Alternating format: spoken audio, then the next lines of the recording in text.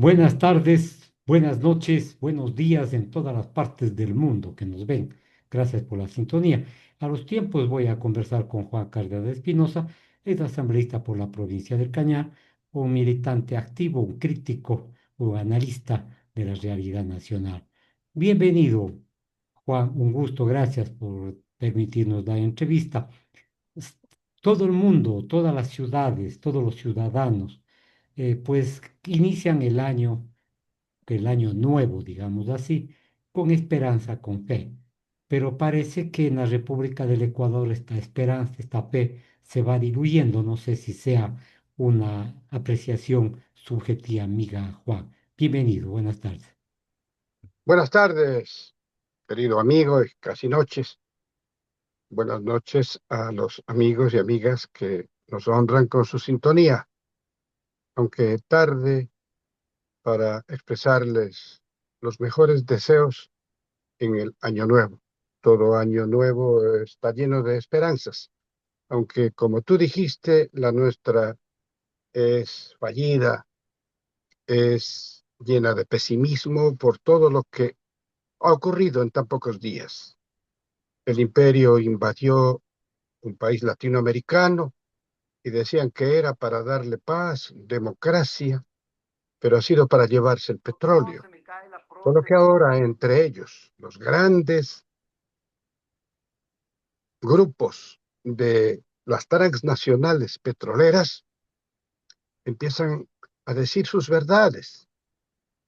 Y una compañía de ese nivel, a nivel mundial, acaba de informar y de esclarecer que ha perdido mucho dinero porque el jefe del imperio decidió en su primer periodo embargar, sabotear toda la producción y toda la vida económica, bancaria, institucional de un país soberano como Venezuela. Entonces, esa compañía desenmascaró al rey del imperio cuando le dijo, nos fuimos de Venezuela, no porque nos sacó Maduro, sino porque usted en su primer mandato ordenó que salgamos y hemos tenido grandes pérdidas. Por decir algo, a nivel nacional las cosas no son mejores. Tenemos un mandatario de vacaciones, una patria que se desangra, datos contradictorios, estadísticas que se caen por su peso y no hay realmente un hálito para la esperanza, para crear una expectativa que no sea la confrontación y la búsqueda del enemigo de turno. Ahora Ujú. es otra vez la Corte Constitucional del Ecuador. Pero realmente es preocupante que ni siquiera hayan revisado las actuaciones del tribunal que garantiza la vigencia plena de la Constitución.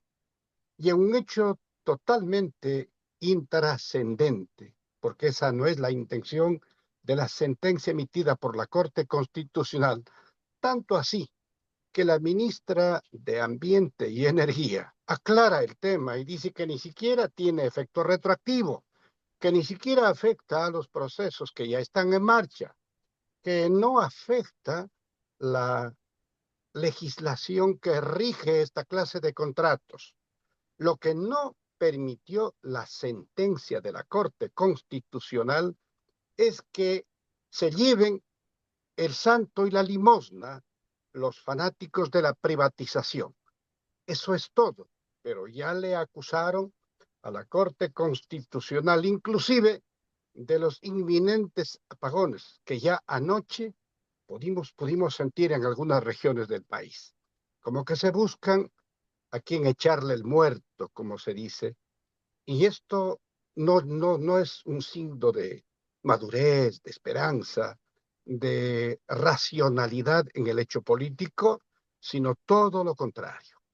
Ya, correcto. Vivimos entonces en un momento de opacidad dentro de la República del Ecuador, pero tú hiciste referencia a un tema que está vigente y que hiere la autonomía de los pueblos latinoamericanos y a otros países también les molesta esta especie de dominio imperial que manifiesta algún país en contra de América Latina.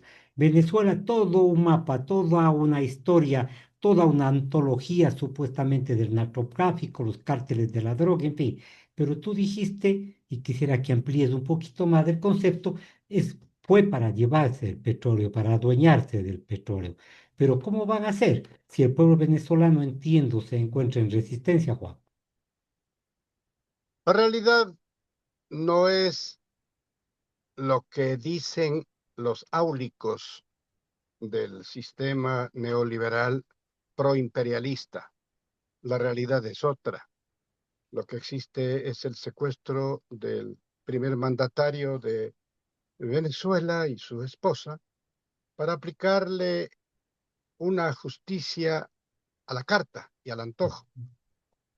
Pero lo de fondo y lo que mira el mundo absorto es que Estados Unidos invadió Venezuela, detuvo a su mandatario, secuestró a Maduro para hacerse, lo dijo sin ambajes, del petróleo que según Trump dice que es de propiedad de los Estados Unidos. Tanto es así que inclusive circula una figura que le atribuyen al Departamento de Estado de un Trump proclamándose como presidente de Venezuela. Así Y ya es. que estamos hablando de repartos, Marco Rubio ya se proclama a futuro el presidente de Cuba, es decir, el traspatio, lo que llamamos colonias, pero que eran los protectorados de los siglos XVII y XVIII, Ujú.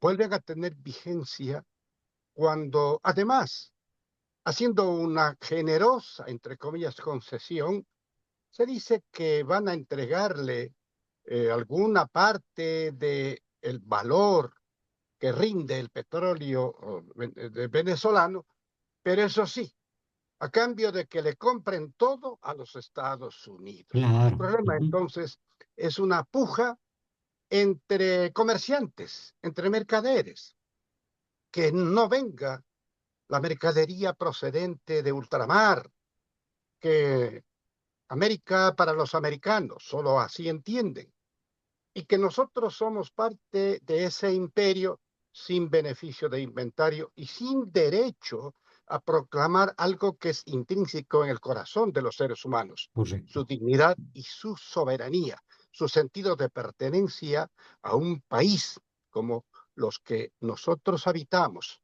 en esta América sufrida, atormentada y amenazada, porque los de arriba, como algunos de acá también, solamente están interesados en hacer excelentes negocios y no miran, por ejemplo, lo que está pasando casa adentro en el imperio.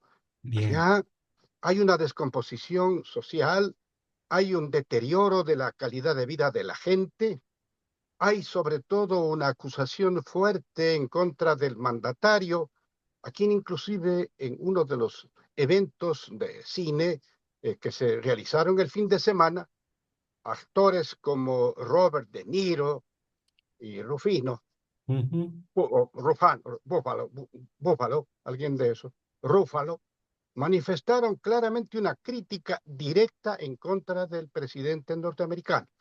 Entonces, no son ellos sudamericanos, no son los de las colonias ni el patio trasero.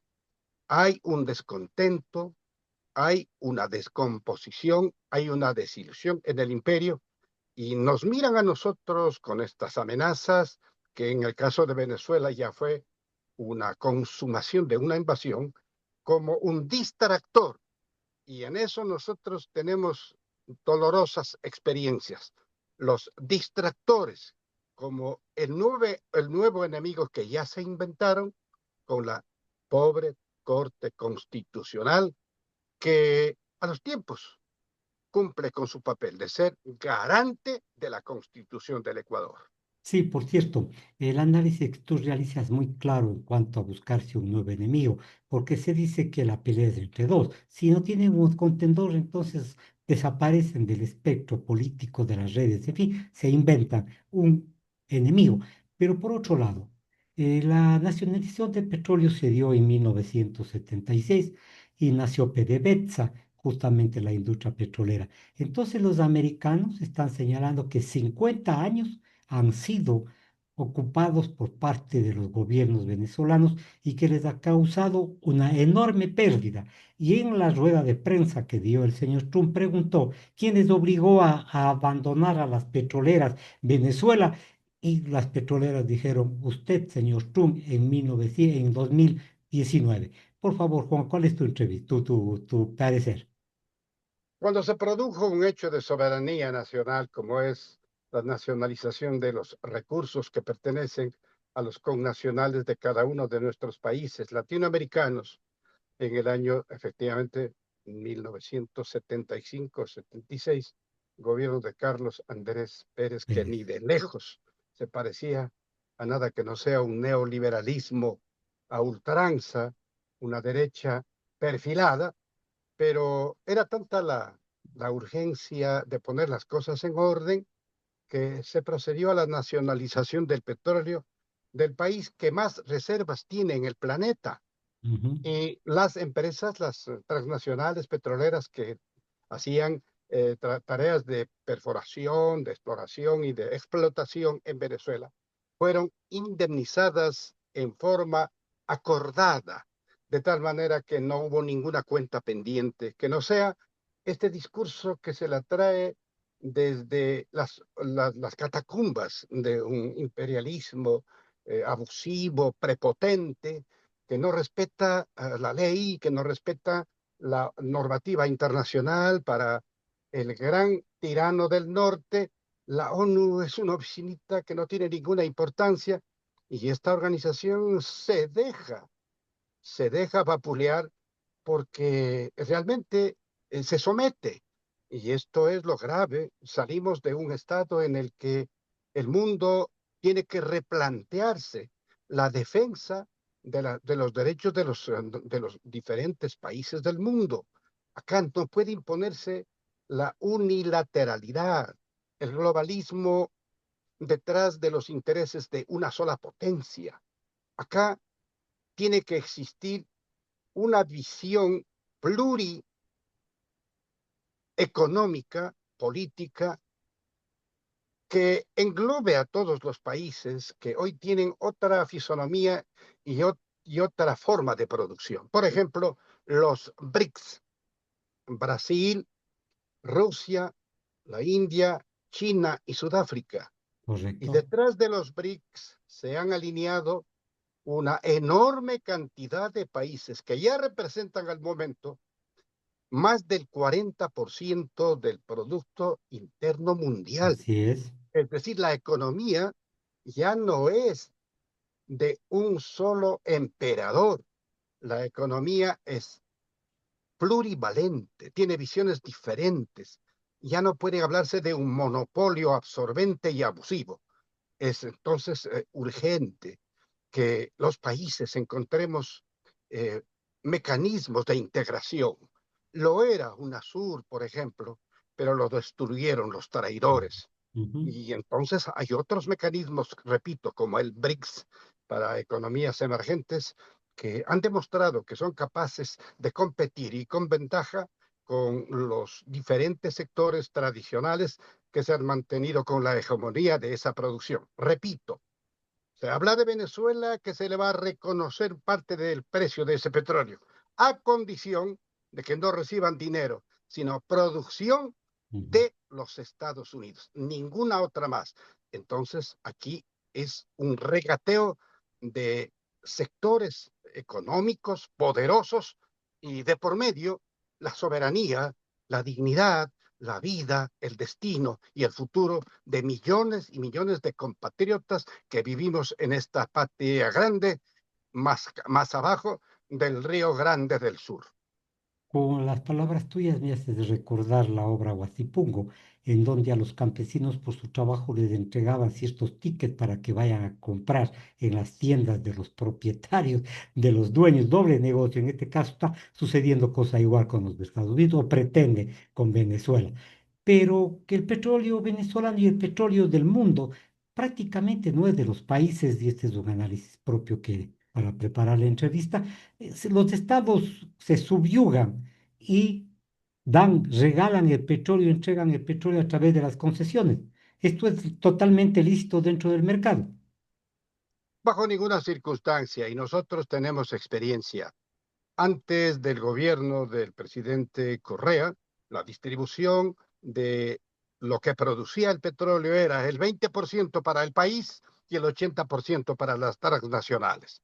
A raíz de ese gobierno nacionalista, patriótico, soberano, se cambió la forma de distribución y entonces comenzó a recibir el país el 80% Ujú, del rendimiento del petróleo para la caja fiscal y el 20% para las transnacionales, que sin embargo de esa forma de distribución rectificada y justiciera hicieron buenos negocios. Y recordamos que apenas dos empresas se fueron del país.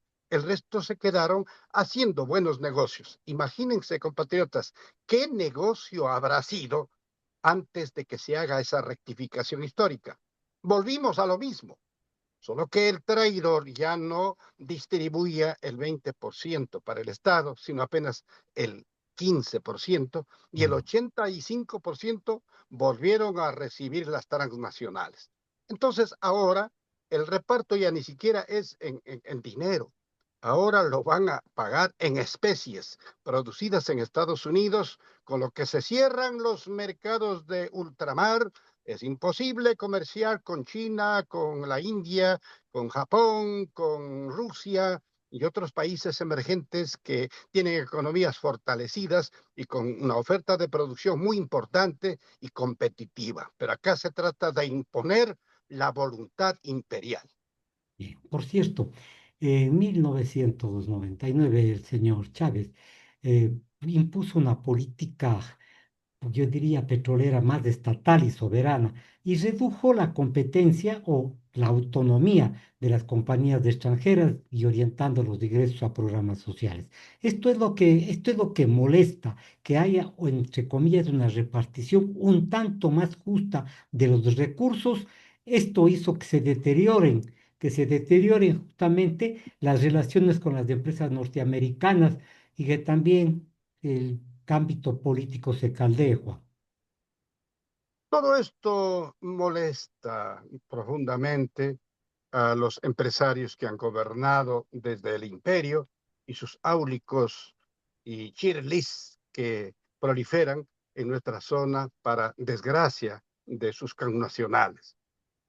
La idea, la visión de que este mundo es de ellos y que nosotros somos sus guasicamas, no puede no puede continuar siendo la impronta que informe las relaciones entre estados, porque se ha despedazado el principio de libre determinación de los estados, Ujú.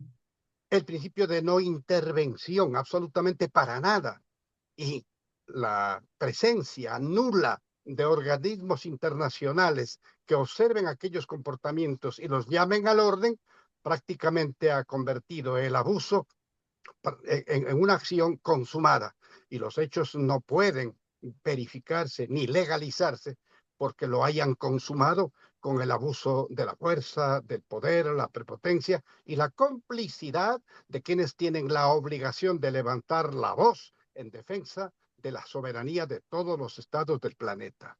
Bien, lo que nace nulo muere nulo. Nosotros sabemos esta tesis como abogados. La situación este rato de la toma de Venezuela es un acto atroz. Todas las consecuencias que vendrán posteriores, en algún momento la historia sabrá reclamar este tipo de abusos. Pero en el 2026, al inicio del año, le tomaron, secuestraron al señor Maduro y, entre comillas, llegaron a un arreglo con con la vicepresidenta, actual presidenta de Venezuela, pero parece que las cosas no marchan, parece que las cosas se les pusieron difícil a los señores americanos por la resistencia venezolana y por la posición de los estados que respaldan a la situación de Venezuela y opinan en forma contraria al señor Maduro. Geopolítica, Allá como aquí es la visión del poder mediático que es parte de el acto impositivo. En los Estados Unidos, este momento, hay una protesta en contra del gobierno, pero el mundo no conoce de esto. Y sin embargo, se buscan los distractores para disimular aquella protesta dentro de los Estados Unidos. En el caso de Venezuela existen muchedumbres que reclaman el retorno al poder de Maduro. Y esto no le importa a nadie que no sea los pueblos solidarios del mundo, del mundo. Además, hay una cosa un tanto chistosa. Le acusaron a Maduro de ser el jefe del cartel de los soles. Y esta era una de las acusaciones que supuestamente justificó su secuestro. Más mm, resulta que el Departamento de Justicia norteamericano afirma y aclara que el tal cartel de los soles no existe, no ha habido. Como dice la abuelita, el izquierdo no ha habido. el que- Y sin embargo acá ya lo convirtieron en una estructura a defenderlo con la vida. Y ya estaban hablando de implicados, ¿quiénes? Sus enemigos de siempre, los eternos anticorreístas que se buscan por todo lado la oportunidad de seguir implantando ese combustible tedioso, destructivo del odio. ¿Cómo quedaron aquellos? ¿Le han pedido disculpas al mundo por semejante falsedad? Que no existe el cartel de los soles y sin embargo acá todavía lo volvieron a repetir en un debate legislativo y no hemos escuchado a ninguno de esos enfáticos y fanáticos que le pidan disculpas al Ecuador, a la opinión pública, porque mintieron a sabiendas. Bien, clarísima la exposición. Por otro lado, volvamos a la realidad nacional, porque es importante el tema de la Corte Constitucional. Nuevamente le arrostran, nuevamente difaman a la Corte Constitucional, nuevamente quieren sojuzgarla. Yo no sé cuál sea, y conozco el objetivo, pero así tan abiertamente cuestionan a la Corte para desacreditarle moralmente frente a la ciudadanía. ¿Cuál es el objetivo? ¿Manejar todos los poderes? Bueno, pero ahí hay un hecho. Lo dicho oficialmente por la ministra de Energía, la Inés señora Inés Manzano, creo que es. Manzano, Ujú. desdice totalmente la versión oficial. No sé qué pase, no sé si le pidan la renuncia, no sé qué pase, porque lo que dice la señora Manzano es exactamente la realidad. Interpreta la sentencia de la Corte Constitucional y establece primeramente que no es una sentencia con efecto retroactivo, que no afecta los procesos en marcha, que no se trata de impedir, por ejemplo, lo que la Constitución garantiza, las alianzas público-privadas. Lo que aclara es que en los sectores estratégicos, electricidad, petróleos, no cabe la privatización. ¿Y Correcto. quiénes son los que impulsan, los que reclaman por esta resolución de sentencia de la Corte Constitucional? Aquellos que estaban frotándose las manos para seguir haciendo buenos negocios y quieren hablar a nombre del pueblo. Y lo que se trata es de los sectores empresariales que están viendo frustrados sus negocios, sus proyectos, y en este sentido, la Corte Constitucional aclaró que no se puede privatizar la electricidad. Pero claro, dicho eso por una ministra de Estado, a lo mejor por ahí lo pasan entre los periodistas pautados. Pero la realidad es esta. La sentencia de la Corte Constitucional deja intocada la facultad que tienen los sectores públicos y privados para sus alianzas. todos los procesos en marcha deben continuar porque no se afectan, porque no tienen efecto retroactivo. No lo digo yo, lo dice la ministra Correcto. de Energía. Por manera que allá entre ellos que se pongan de acuerdo, lo que se están buscando es un chivo expiatorio para culparle de lo que se viene, porque no hemos sabido que haya existido un trabajo serio en cuanto a renovar todos los implementos, la instalación para afrontar estos tiempos de estío que se producen climatéricamente. Y solamente hemos estado dependiendo de las lluvias Ujú, y de la energía que nos manda desde Colombia. Bien se dice ahí, estamos a expensas de San Pedro y Don Peter, Don Petro. Así que, ujú. así como están las cosas, sigue esa misma cansina actitud de repetir los mismos recursos para buscarse un enemigo interno, para tener a quien culpar de sus propios errores y más bien lo que deberían apresurar es el juzgamiento de esos temas turbios como Progen y otros de la misma especie que significan algo más o cercano a los 200 millones de dólares que no nos ha permitido que aumentemos ni un solo kilovatio, Así es. solamente desapareció el dinero y no se ha hecho la tarea que debe hacer un gobierno responsable. Y con un presidente de vacaciones no es mucho lo que podemos esperar. Por cierto, Inés Manzano está prácticamente 2 años ya en el ejercicio. Estuvo desde 2024 encargada y el 2025, el 11 de enero, totalmente, todo el año.